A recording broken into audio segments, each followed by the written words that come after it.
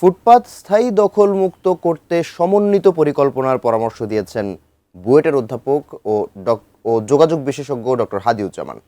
তিনি মনে করেন রাজধানীর ফুটওভার ব্রিজগুলোকে আরও প্রসারিত করে হকার এবং পথচারী সবার জন্যই ব্যবস্থা করা যেতে পারে। পাশাপাশি স্কাইওয়াক নির্মাণ করলে হকার পুনর্বাসন সম্ভব। বিস্তারিত মনিরুল ইসলাম মিন্টু রিপোর্টে। বর্তমান সরকার দায়িত্ব নেওয়ার পর আবারও শুরু হয়েছে ফুটপাত দখলমুক্তের অভিযান। পাশাপাশি হকারদের পুনর্বাসনেও নির্দেশ দিয়েছেন প্রধানমন্ত্রী তারেক রহমান। বাস্তবতা হচ্ছে রাজধানী ফুটপাত দখলমুক্ত করা যেন ইঁদুর বেড়াল খেলা। একদিকে দখলমুক্ত করা হয়, অন্যদিকে 2-4 দিন পরই ফেরে পুরনো চেহারায়। ফলে বিভিন্ন সময় নেওয়া অভিযান মিডিয়া কাভারেজেই সীমাবদ্ধ থাকে। ক্ষমতার পাল্লাবদলে শুধু চাঁদা নেওয়া মানুষেরই বদল হয়, পাল্টায় না চাঁদা।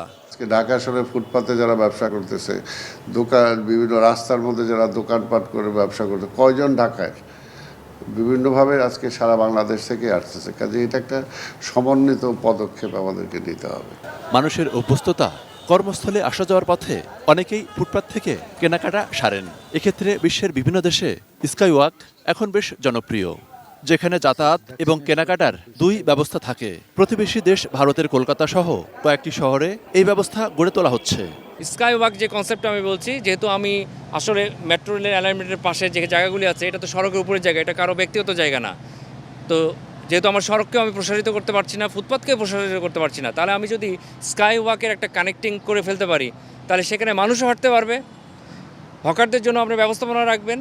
একই সাথে ফুটওভার ব্রিজগুলি যেগুলো এখনও প্রশস্ত করার সুযোগ আছে এবং যেগুলো চলমান আছে, দরকার হয় নকশার কিছুটা পরিবর্তন করে সেখানে আরেকটু প্রশস্ত করে এনফোর্স করতে হবে। অবশ্যই এনফোর্স করতে হবে যে পথচারী হাঁটার জায়গা রেখে বাকি জায়গায় হকার বসবে, সেখানে আমার অবশ্যই মনিটরিং করতে হবে।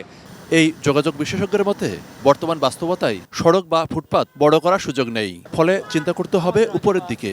তাহলে এটা উইন উইন সিচুয়েশন হবে। হকারদেরকে আপনি হলিডে মার্কেটের নামে অন্য কোথাও নিয়ে গেলেন বা একটা ভবনের ছাদে দিলেন, মানুষ কিন্তু যাবে না। যে মানুষটা আসলে ফুটপাত থেকে কিনে, তার ডাইনামিক্সটা বুঝতে হবে।